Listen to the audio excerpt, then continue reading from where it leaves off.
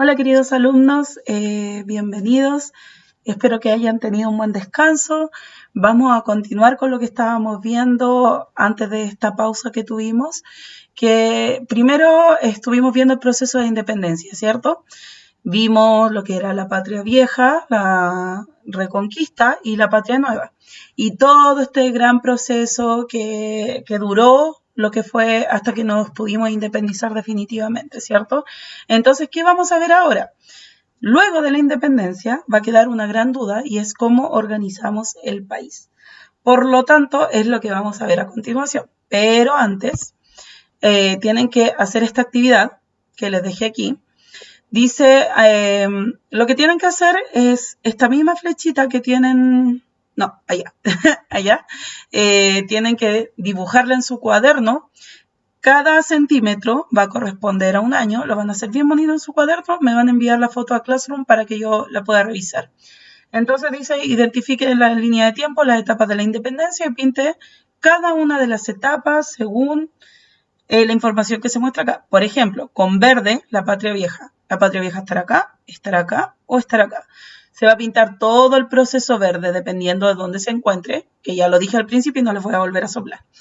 Y luego van a poner estos hechos históricos con una flechita hacia abajo, hacia arriba, como ustedes lo consideran, dentro de la etapa que corresponde, ¿cierto? Eso es lo que tienen que hacer y van a poner como título el proceso de independencia de Chile. Luego van a realizar esta actividad de términos pareados también en el cuaderno.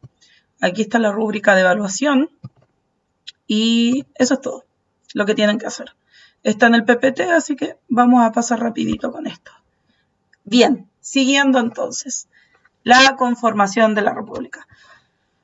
Ver, está la organización y la conformación de la República. Al menos así se los separé yo para que podamos organizarlo. La conformación de la República, entonces, antes de empezar esta lección, vamos a leer la siguiente situación y reflexionar en torno a la pregunta. Si te encontraras en un territorio recién independizado y tuvieras que dirigir su gobierno, ¿cómo lo harías? ¿Por dónde comenzarías a ordenarlo? ¿Qué leyes crearías para organizar a las personas? Bien, esta fue la misma pregunta que se hicieron todas las personas una vez que se logró el proceso de independencia. O sea, ya, estamos libres del sometimiento español. Y ahora, ¿qué hacemos? ¿Cómo organizamos la república? Esa era la duda que les quedó a todos. Bernardo O'Higgins entonces consolidó militarmente la independencia de Chile, pero quedó esta tarea pendiente. Y aquí aparece la pregunta, ¿cómo organizar políticamente a Chile? Durante gran parte de la década de 1830, la aristocracia va a discutir entonces en torno a esta pregunta. ¿Por qué la aristocracia? Porque quienes van a estar a cargo del país no van a ser las personas, los campesinos, ni las personas pobres, no, va a ser la gente que tenía títulos nobiliarios que eran heredados o dinero y de gran importancia, ¿cierto? Entonces, ellos van a ser los que van a administrar y los que van a organizar el país. Y la pregunta entonces, una vez que terminó el proceso de independencia, ahí dice independencia, tengo que arreglarlo, pero ustedes entienden, el país quedó libre del sometimiento español, en su mayoría, porque algunas zonas como Chiloé seguían bajo los españoles, pero vamos a ver ese proceso en otra clase. Y nace esta pregunta, ¿cómo organizamos el país? Entonces yo les puse una situación acá un poco absurda, pero es para que ustedes se imaginen lo que ellos estaban viviendo. Dice, ustedes están en el colegio, un día para otro desaparecen todos los adultos. Muchos estarían felices, pero se preguntarían, ¿seguimos asistiendo al colegio? Ya, ¿cómo nos educamos ahora? Porque entre ustedes no son profesores, son todos niños. Entonces dirían, ¿cómo vamos a hacer las clases? ¿Vamos a ir al colegio o no vamos a ir? ¿Vamos a hacer otro sistema de enseñanza? Va a haber un director que va a ser un alumno. ¿Este alumno cómo lo va a hacer? ¿Todos van a mandar? ¿Quiénes van a hacer las clases? ¿O simplemente no vamos a ir al colegio? Es un poco absurdo el ejemplo, pero sirve para que ustedes se imaginen la situación en la que se encontraban estas personas. Es decir, venían de un sistema derivado del español, por lo tanto, donde había un rey que era el que mandaba todo el territorio, y de repente este rey ya no existe, el sistema en el que se había organizado el país completamente antes de la independencia va a desaparecer completamente, y se van a preguntar entonces qué hacemos ahora porque no conocemos otro sistema de gobierno. Siempre hemos tenido ese sistema que es de la monarquía, es decir, que hayan reyes. Y eso mismo fue lo que pasó en el país. Esas eran las preguntas que se hacían en ese momento. Pero todos estaban de acuerdo con algo, que querían una república. Eso sí estaban de acuerdo, que no querían monarquía, es decir, no querían que hubiese reyes, querían una república. ¿Y qué es una república? Ustedes yo sé que lo saben porque lo pasamos a principios de año. Y la república, entonces, haciendo una retrospección y recordando lo que vimos, es una forma de gobierno donde el pueblo elige a sus gobernantes y en este caso la representa un presidente a través de un sistema democrático, es decir, donde todos participan y son iguales ante la ley. Yo sé que lo saben bien porque se sacaron muy buenas notas en ese contenido. Entonces, todos estaban de acuerdo que querían una república. Sin embargo, no sabían cómo organizar la república. Y las preguntas que surgían eran las siguientes. Me voy a correr aquí un poquito para que lo vean. Era la autoridad que debía tener el presidente. O sea, era una de las preguntas que había y van a empezar a surgir distintas visiones sobre esto. Sobre cuál es la autoridad que tiene que tener el presidente, sobre el grado de autonomía que tienen que tener las provincias. En ese tiempo no habían regiones, eran provincias. Entonces era como, ¿qué autonomía le vamos a dar a estas provincias? Es decir, ¿se van a mandar solas o van a estar bajo la administración del presidente? ¿O cada una va a tener un sistema de gobierno propio? También otra de las preguntas era, ¿cómo lo hacemos con las creencias religiosas? ¿O es un país católico o aceptamos todas las creencias religiosas? Entonces no había un consenso de cómo administrar el país. El único consenso que tenían era que querían una república, pero no sabían cómo organizarla. Vamos a continuar. Entonces hay distintos periodos de la organización de la república. Y yo se los dejé aquí en una línea de tiempo. Dentro de este proceso de organización de la república, entonces, van a haber varios periodos. El primero es el de la independencia. Este fue el que ya vimos. Este que está en el círculo es en el que nos encontramos ahora, lo que vamos a ver en este proceso, que es el de los ensayos constitucionales. Y en otros videos y más adelante vamos a ver la República Conservadora y la República Liberal, hasta que ya vamos a tener una república bien organizada, más o menos estructurada. Pero mientras, nosotros ya pasamos esto. Patria Vieja, Reconquista, Patria Nueva, nos independizamos completamente. Ahora, ¿cómo ordenamos este sistema? Nos encontramos acá. Y a este proceso se le va a llamar el de los ensayos constitucionales. Es un periodo comprendido entonces entre 1823 y 1830. Eso es lo que vamos a ver ahora, el periodo de los ensayos constitucionales. Cuesta que cambie esto, pero ahí estamos. Ya. Entonces, ¿qué va a caracterizar este periodo de los ensayos constitucionales entre 1823 y 1830? Que hay que crear una nueva constitución. ¿Y por qué se va a llamar ensayos constitucionales? Porque no solo se va a crear una sola constitución, sino que en este periodo de 1823 a 1830 van a haber varias constituciones. La de 1823, la de 1826 y la de 1828. Después va a finalizar esto con una guerra civil que también lo vamos a ver más adelante. Pero por eso se le llama así, el periodo de ensayos constitucionales. La república entonces se va a constituir por un grupo de ciudadanos, como podemos ver acá, que eran inexpertos en materia de gobierno. Tenían las mejores intenciones de organizar el país, pero no sabían cómo hacerlo. Y va a haber una división al interior del país producto de esto, de cómo lo organizamos, y se van a generar dos bandos políticos que van a ser corrientes de opinión. No los podemos denominar partidos políticos porque todavía no van a existir los partidos políticos como los conocemos hoy en día, esos que ustedes han visto en la tele en estos días, ¿cierto? En el Senado, yo creo que han visto las noticias en sus casas en este tiempo. Hoy en día hay partidos políticos, pero en ese tiempo los partidos políticos no existían. Existían los bandos políticos o corrientes de opinión, es decir, visiones distintas de cómo se debía organizar el país. Estas corrientes eran dos, que eran los liberales, por una parte, que son los que están allá, y los conservadores, que son los que tenemos acá. Los liberales eran denominados pipiolos y los conservadores eran denominados pelucones. Dentro de los liberales, que eran los pipiolos, perdón, acaba de llegar mi hijo. Lo siento, ya pasó. Bien, entonces, ¿dónde iba? Estaban los liberales y los conservadores. Los liberales eran los pipiolos, así les llamaban ellos. Después les voy a contar la historia. Y los conservadores, que eran llamados los pelucones. Entonces, los liberales, habían tres facciones o tres corrientes de opinión, que eran los liberales en sí, los federalistas y los carreninos. Y también estaban, por el otro lado de los conservadores, los o'higginistas y los estanqueros. Vamos a ver qué planteaba cada uno. Espero que estén anotando en su cuaderno. Acá. Bueno, aquí esto lo saqué de su libro de clases, lo pueden buscar, no recuerdo qué página era, pero aquí tenemos la simbología. Los que se encuentran en la izquierda son el grupo liberal, los que tenemos a la derecha son el grupo conservador. Y aquí está más explicado. Entonces, la corriente liberal, que eran los pipiolos o liberales, eran aristócratas, es decir, que tenían estos títulos nobiliarios, ¿cierto?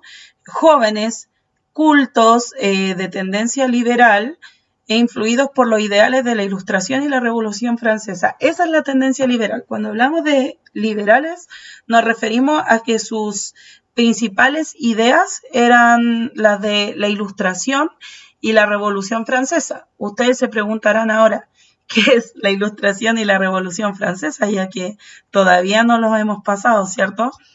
Pero esto, lo que planteaban estos ideales de la Ilustración y de la Revolución Francesa era que, por ejemplo, el Estado se debería dividir en poderes, por ejemplo, judicial, ejecutivo y legislativo, que es lo que tenemos hoy en día. La división de poderes dentro del Estado, también la libertad de las personas, que todos somos libres e iguales, libertad, igualdad, ¿ya? Eso era lo que planteaban, y estar alejados de lo que era la corriente religiosa, de todo lo que tuviera que ver con la Iglesia Católica.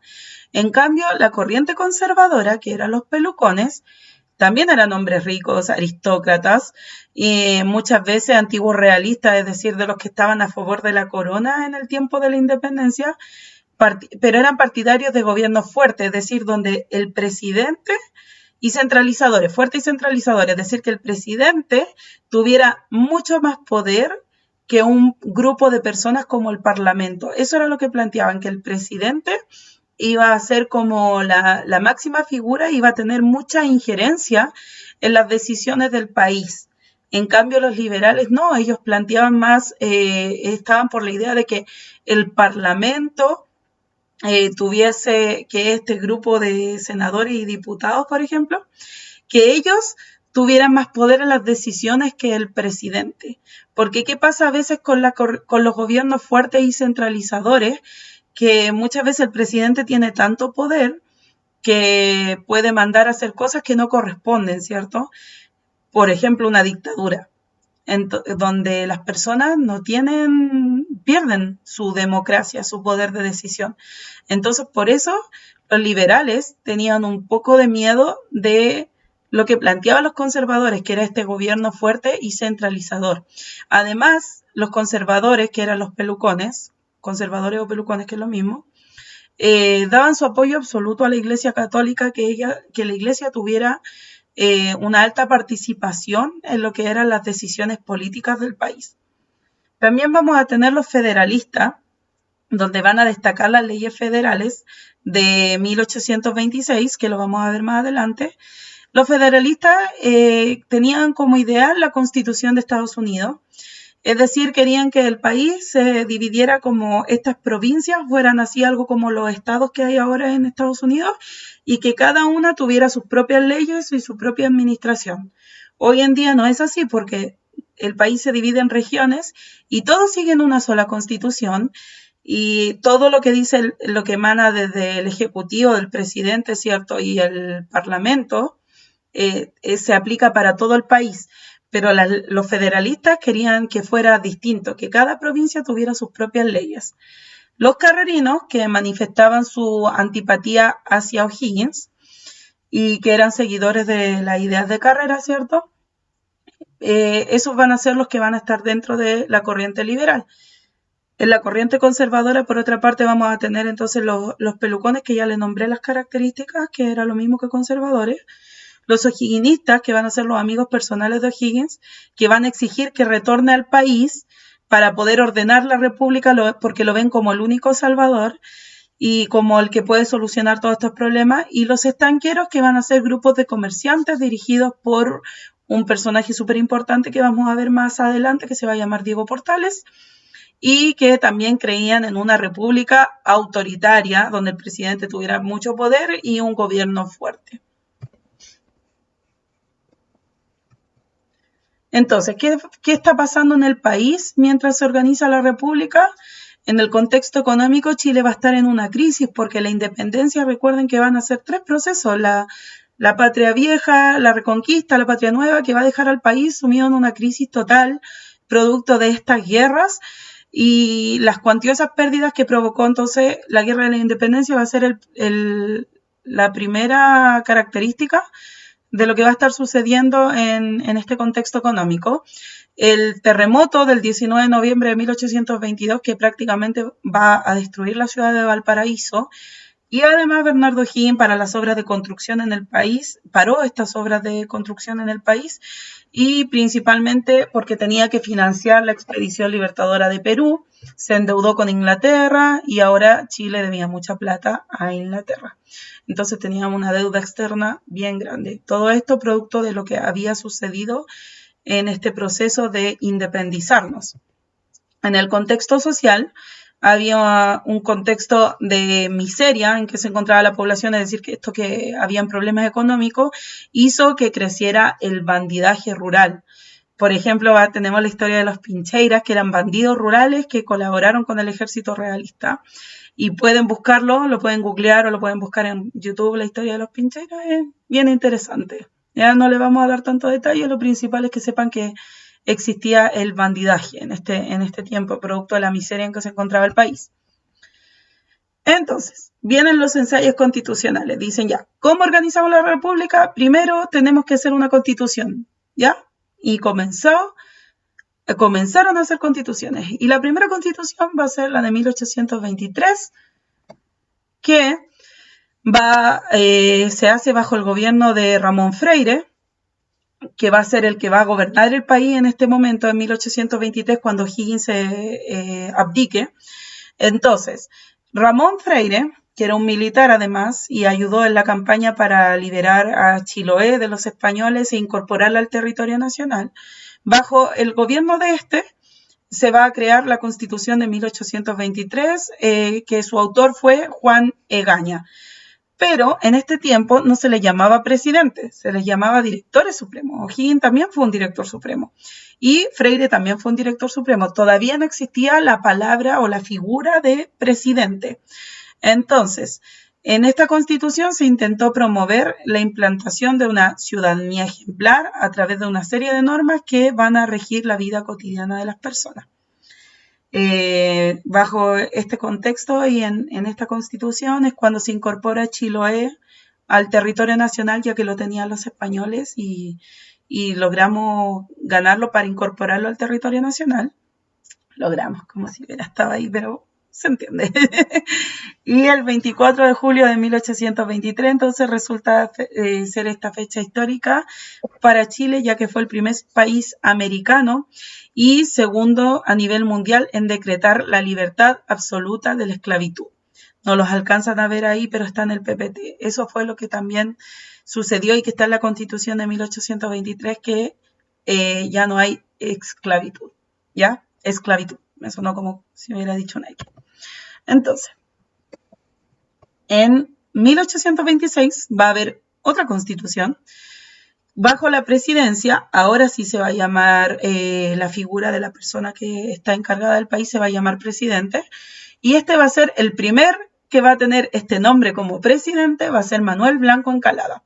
Él va a ser el primer presidente del país. No quiere decir que el país antes no tenía con quién se dirigiera, sino que se llamaban directores supremos. Pero el primero que lleva el título de presidente va a ser Manuel Blanco Encalada.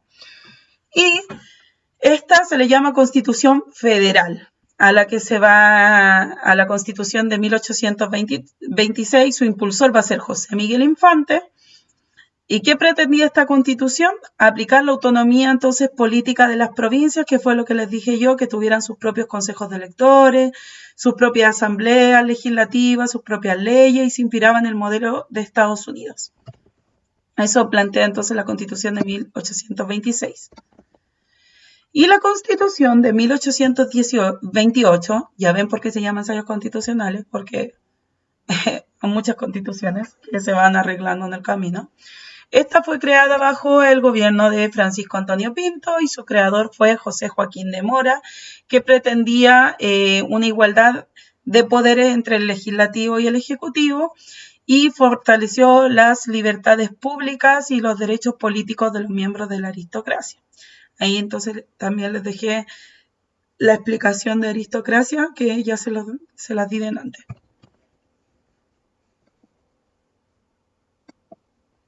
En resumen, la Constitución de 1822, bueno, se escucha, son los ladridos de mi perro, lo siento. En la Constitución de 1822 fue moralista o conservadora, se le llama así, ¿ya? Ahí dice intentó promover la implantación de una ciudadanía ejemplar, etcétera. Ahí están todas las características, un Senado permanente, eso es importante de recordar. Y el voto censitario. Esto del voto censitario es importante porque las personas van a poder votar, pero no todos van a poder votar. Había que cumplir con ciertas características para poder votar, ¿ya? Entonces, esa es una de las características, la federal, que ya les expliqué de qué se trataba, y la de 1828, que se le llama también la liberal, que es por las características que poseía, ya que le daba hartas atribuciones al Congreso más que al presidente. En cambio, la de 1822, que era conservadora, le daba también más atribuciones al presidente.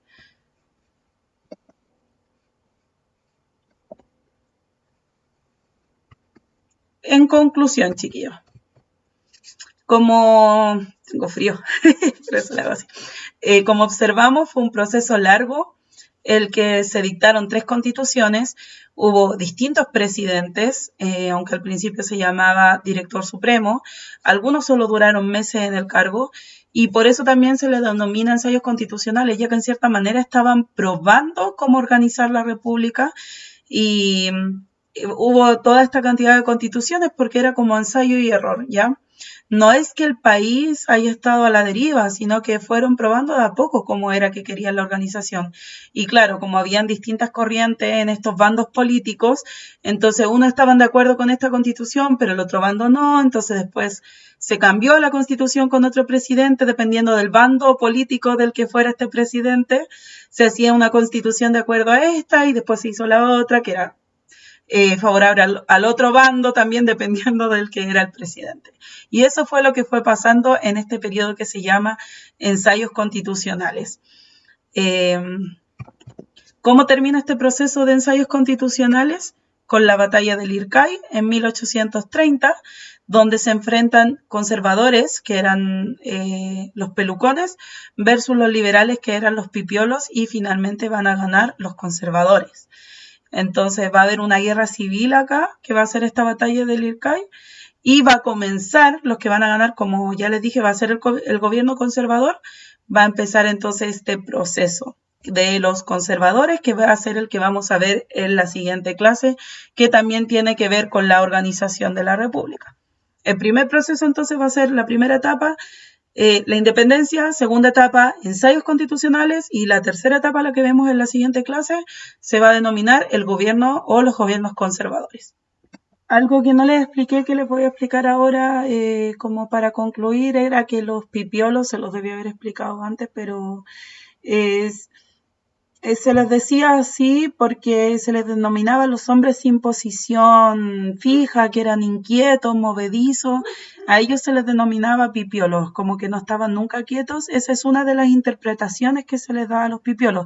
Hay muchas interpretaciones, muchas, incluso algunas como que dicen que eran como pollo, así que esa era por eso les decían pío pío, que así les decían a los conservadores, les llamaban de forma burlesca a los liberales, que por eso les decían pipiolos, pero una de las más acertadas es que pipiolo se refería a que eran no tenían un lugar fijo y eran inquietos y movedizos. Esa es como la principal.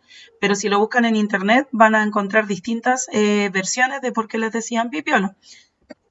En cambio, a los conservadores se les llamaba pelucones porque los de la aristocracia, de la alta aristocracia, principalmente en España, en Inglaterra, por ejemplo, usaban estas pelucas blancas que ustedes pueden ver en las películas. Entonces, ellos eran los conservadores, por eso les llamaban pelucones, ¿ya? Porque era como la gente importante, eran los que usaban estas pelucas y ellos se consideraban así. Entonces, esa es la razón. Así que, chiquillos, espero que les haya gustado esta clase. Si les queda alguna duda, me la escriben ahí en Classroom para que podamos resolverla y hagan la actividad que les dejé. ¿Ya, cariños? Descansen y no salgan de la casa.